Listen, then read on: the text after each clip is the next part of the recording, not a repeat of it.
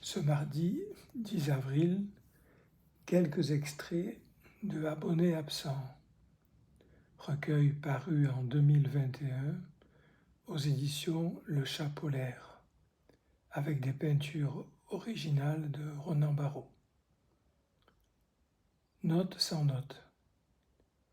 Il informe ses amis que si sa mort arrive en février, il ne veut que ni chanson, ni solo de jazz, ni riff de guitare, ni rythme de salsa, ni prélude ne soient entendus, quand brûlera son squelette, mais que tous écoutent les musiques qui composeront probablement cette journée.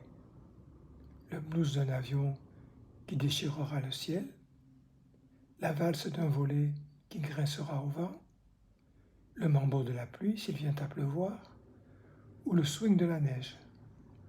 Et quand commencera l'été, que personne n'oublie l'heure de l'apéro, et surtout pas les glaçons, ni les olives noires. Tous ces bibelots, pour ne pas cultiver les souvenirs, sentir la maison devenir trop grande quand il s'est retrouvé seul, il a rempli des cartons de bibelots, accumulés au fil du temps. S'est posé la question de savoir si ce cendrier sera encore indispensable, s'il ne viendra pas le regret de s'être débarrassé de ce vase qui fut choisi pour Dieu sait quel bouquet. En quelles circonstances cette statuette en marbre fut-elle acquise, offerte? D'où vient cet étui à cigarette? Tout cela semble remonter à si loin qu'il ne cherche plus de réponse. L'espoir s'est volatilisé comme un oiseau de misère, le laissant avec une nostalgie qui glisse le long des murs vides et se détache de lui comme les raisins pourris d'une grappe oubliée sur son cep. Ceci n'est pas une poésie. Ils sont venus pour lire des poèmes, non pour parler ou boire avec les gens, juste pour lire leurs poèmes. Ils n'aiment pas la salle ni la table derrière laquelle ils se sont assis. Personne ne les a accueillis comme ils l'auraient souhaité. Ils ne se prennent pas pour n'importe qui. Ils ne viennent pas de n'importe où. Ils sont là pour lire leurs poèmes à des gens qui le regardent de haut. Finalement, ils lisent et puis s'en vont. Les gens ont écouté leurs poèmes, mais personne ne les a aimés. Avec une masse qu'il tient fermement à deux mains, il enfonce des piquets en acacia aux limites du terrain qui cerne sa maison.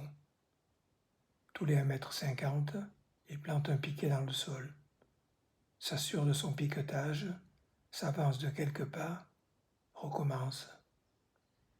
Demain, si le ciel continue à se maintenir bleu autour du soleil, il enroulera plusieurs rangées de fils de fer barbelés autour des piquets, puis les uns aux autres. Du fil de fer barbelé galvanisé pour empêcher la rouille de s'installer sur la clôture. Une clôture haute et dissuasive pour quiconque voudrait s'aventurer sur sa propriété, ce territoire dont il est le maître. Une clôture qui dépasse une hauteur d'homme. Il s'est installé ici non pour partager ou accueillir, mais pour s'isoler de ce monde qui l'entoure, à propos duquel il a de plus en plus peur. Et chaque piquet sur lequel il frappe consciencieusement le rapproche un peu plus de cet isolement. Père du chat.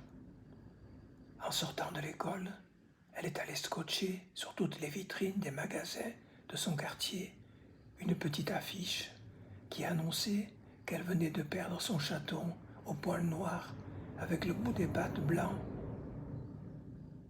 Du haut de ses 10 ans, c'est la première fois qu'elle perd quelque chose dans le monde des grands, mais elle garde espoir de le retrouver.